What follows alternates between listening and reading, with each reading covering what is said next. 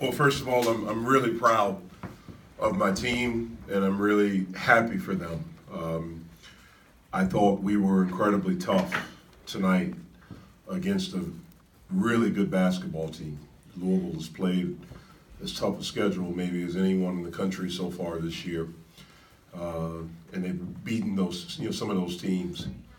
And for us to play as hard as we did, as tough as we did, especially mentally, and some big-time performances by just about everyone that stepped on the court for us tonight.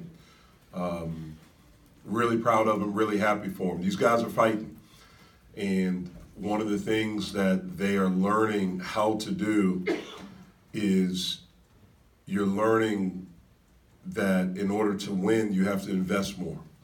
Everyone has to invest more, and everyone associated with our program has to be in it. Like this is not just a job, or you can't just be happy to be here. You have to invest. It has to be a passion.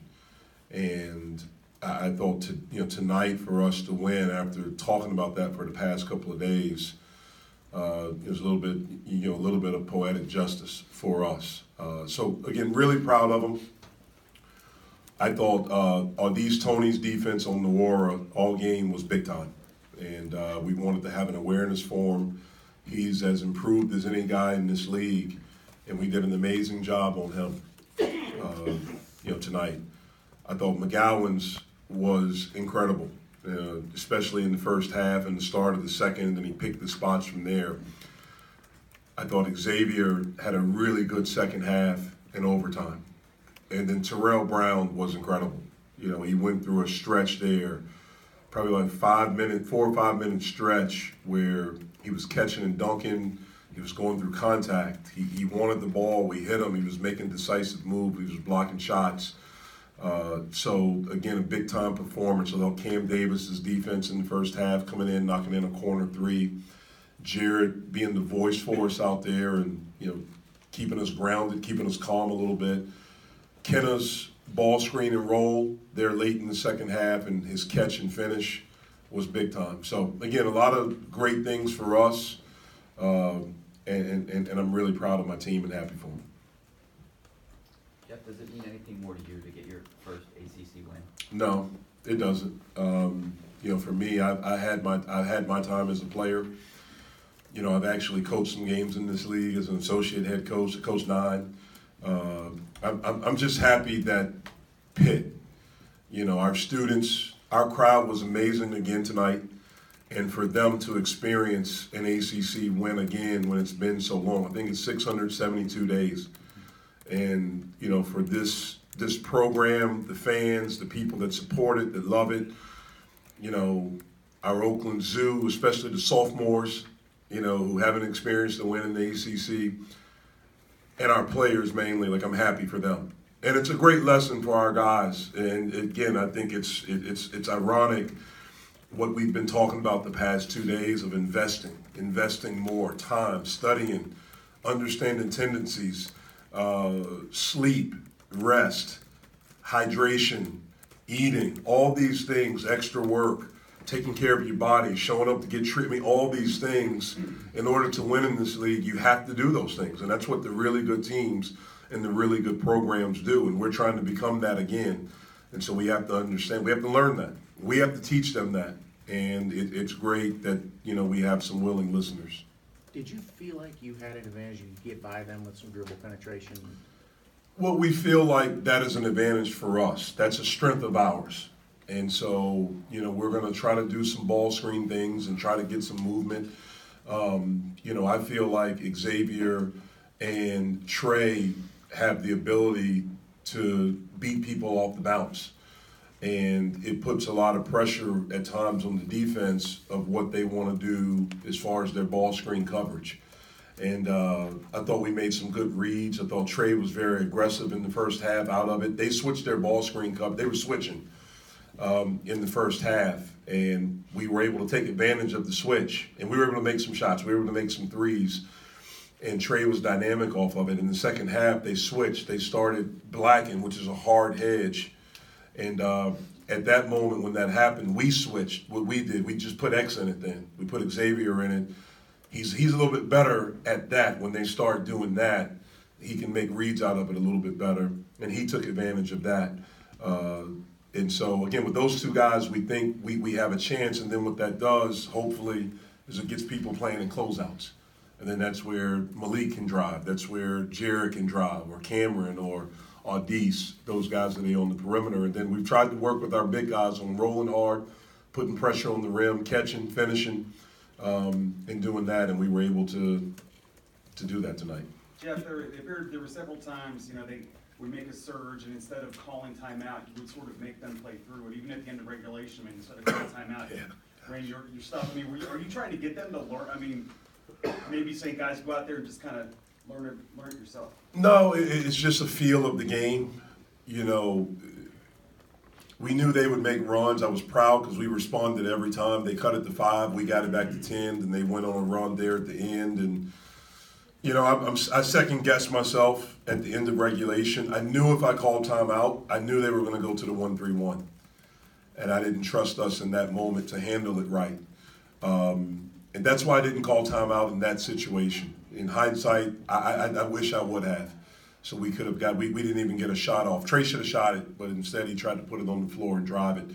But again, they threw punches, and we responded. For us to get to overtime after having a 10-point lead late, during the period between the overtime when we were in the huddle, our guys were, dejected. You could see that. And I jumped on them right away. Like, we're going to win. It's 5 more minutes. We have to fight for 5 more minutes, and we have this. And for them to come out right away and hit a 3, that was another gut punch. And we got up off the canvas and we fought back. And to come right back and to get a 3 and to get a stop and to get another bucket and to take the lead and to not relinquish it, again, that was big of us. Again, we have to make free throws, but we've been a really good free throw shooting team all year. Tonight was weird. And so, we'll do a better job there, but we showed a lot of growth. More importantly, we showed a lot of toughness tonight in beating a really good team. Jeff, Trey left early. Were you concerned that injury might linger, and was he playing through something at all? Yeah, I don't know exactly what happened. I know every time we went to go sub him back in, he was on the bike, so it took him a little bit to get back. Obviously, there was a lot of adrenaline, and he was able to play through it, obviously, and play really well. We'll evaluate him and see what the injury is and see what his status is going forward. You played a lot more zone than you normally do. How effective do you think it was? It was somewhat effective. A lot of that had to do with foul trouble. We were in a lot of foul trouble. We don't have a lot of depth as it is, but we were in a lot of foul trouble, and we were trying to steal some minutes there so we could keep guys on the court. I don't know how effective. They shot 68% in the second half, so I don't know. And they scored 51 points. In the first half, we played a lot of man, and they were 31%. So I think our man was a little bit better, but that's something that we had to do, and we got the stops at the end when we needed it. With the early foul trouble, Jeff, with the we talked about it earlier, you had kept Trey in. What does that sort of say about your belief in him? And I guess what sort of prompted you in that direction to sort of leave a young player in there in sort of a vulnerable moment? Well, I'm not one of these coaches that believes if a guy picks up 2.5 in first half that you sit him for the rest of the half. We try to work on different situations in practice, and I trust my guys in that situation to not do it. Now, it worked with Trey. It did not work with Xavier. He picked up his 3rd foul in the first half. But at that moment, Trey was playing so well. He was in a good rhythm. I trusted him in that situation to not pick up a 3rd. You had talked after the game on Saturday about, even though you all just lost by 25, that this wasn't sort of the case of same old Pitt. How much does a win like this, especially beating a team that this program obviously is before your time here hadn't beaten since 2010? How much does a game like this sort of illustrate? Beaten Louisville since 2010. Since 2010, yeah. Jesus. Okay, I'm sorry. No. How much does a win like this sort of illustrate that? Well, tonight was huge for us. I'd be lying if I tried to play it down like it was. It was huge for us. It was huge for this program at this moment. And, You know, look, we played a really, really good team on Saturday. I mean, North Carolina is one of the best teams in the country. Coach Williams told me, and right after the game, it's maybe as well as they've played all year. And we had to move on to the next play. We had to learn from it, understand the mistakes. More importantly, that's where we started talking about the investment. And as we watched film feedback from that game, we talked about the mistakes that we made. And here are the things that we can control, and we have to control these things at a high level. I've talked to these guys since I took this job and we got together as a group. We're not going to be the most talented team. We're not. I mean, that's the reality. But that doesn't mean we can't be the better team. You know, we have to do the little things really well, and we have to appreciate the little things. And for us not to turn it over as much, and to turn them over 18 times today. We found a play, something that was working in the first half. We kept going to it. So tonight was huge for us, and you know, to show some growth after being excited on Saturday and to lose like that, to come back and to want to continue to fight. I mean, that was big for us, and it's something we have to do. Now we have to learn from this situation. We've had a little bit of success. Saturday at noon is going to come quick, and we're playing against another really good team that's coming off of a loss. Just like we did on Saturday, we have to move to the next play. Midnight tonight, we have to move to the next play, and we have to start our preparation for NC State. But we are going to enjoy this for the time being.